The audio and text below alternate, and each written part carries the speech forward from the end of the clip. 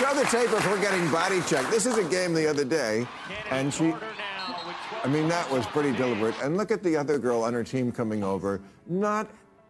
See, if this was men, they defend each other. You know what's crazy? Bill Maher just dropped a bombshell about Caitlin Clark's European contract, and it's not what you think. Remember when everyone was talking about how she'd changed the WNBA? Well, turns out there's a whole other story behind the scenes. Imagine this. Clark, the rookie sensation, feeling like she's got a target on her back in her own league. Players roughing her up, refs turning a blind eye. It's like high school drama, but with million-dollar contracts on the line. Why is the WNBA pushing away its biggest star? Let's break it down. Alright, so Caitlin Clark steps into the WNBA and suddenly it's like the whole league's gone crazy. This rookie sensation is breaking records left and right, fans are losing their minds, but something's not adding up.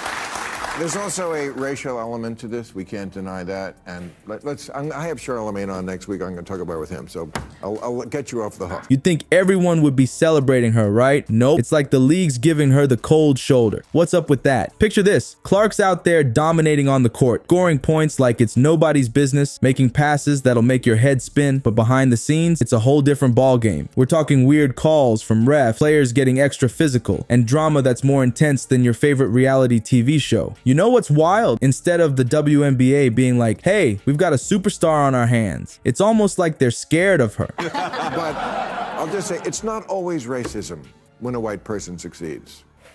Okay.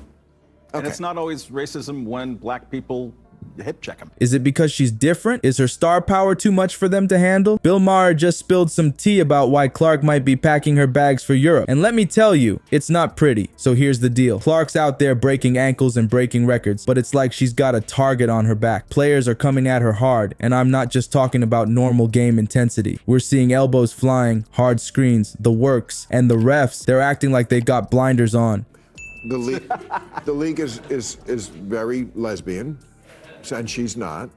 And there's race. There's a lot of going on here. But Clark's getting hammered out there, but where are the whistles? And it's not just on the court. The locker room drama is off the charts. You've got players giving her the side eye, cold shoulders, the whole 9 yards. It's like high school all over again, but with million-dollar contracts on the line. Clark's just trying to play ball, but it feels like she's fighting a whole different battle off the court. Now, you might be thinking, come on, it can't be that bad. But Bill Maher dropped a bombshell about the WNBA's clique mentality. Apparently, Clark doesn't fit the mold they're looking for. And instead of embracing her differences and the massive fan base she's bringing to the league, it's like they're trying to ice her out. You know what's even crazier? This whole situation is blowing up into a racial controversy. We've got players accusing Clark's fans of dropping racist comments, and Clark's supporters are firing back, saying these accusations are just to push her out. The league's caught in the middle, trying to play peacemaker, but honestly, they're making things worse. Now imagine stepping into a locker room where you're the odd one out, not because of your game, but because of who you are. That's exactly what Bill Maher suggests is happening with Caitlin Clark. What could possibly make a record-breaking rookie feel unwelcome in the WNBA? Well, it turns out it's not just about how many points she's scoring or assists she's dishing out. Bill Maher dropped a bombshell about the WNBA's clique culture, and it's got everyone talking. According to Maher, Clark doesn't fit the typical WNBA player profile. Get this. He claims that about 60% of the league is lesbian and 85% is black. And Clark, she's not checking either of those boxes.